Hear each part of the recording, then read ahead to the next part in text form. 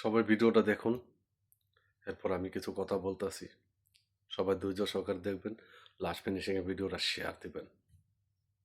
আগামী 1 মাসের মধ্যে নিশ্চিত করবে এবং সেই সর্বোচ্চ শাস্তি হচ্ছে মৃত্যুদণ্ড।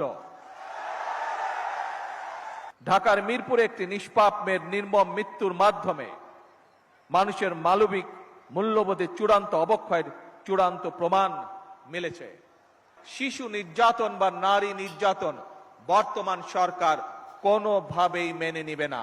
সকল সম্মানিত উপস্থিতিবৃন্দ, দীর্ঘদিনের ফ্যাসিবাদী শাসন শুধুমাত্র দেশের মানুষের অধিকার আর দেশের অর্থ সম্পত্তি লুট করেনি, বিচার বিভাগ সহ দেশের সমস্ত প্রতিষ্ঠানগুলোকে ধ্বংস করে দিয়েছে।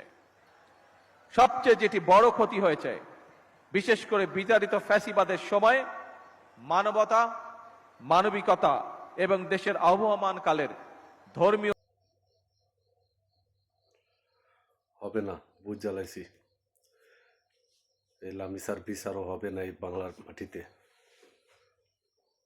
আরো 1 মাস সময় চাইতেছে, আমি বসতেই পারতাছি না। আল্লাহ।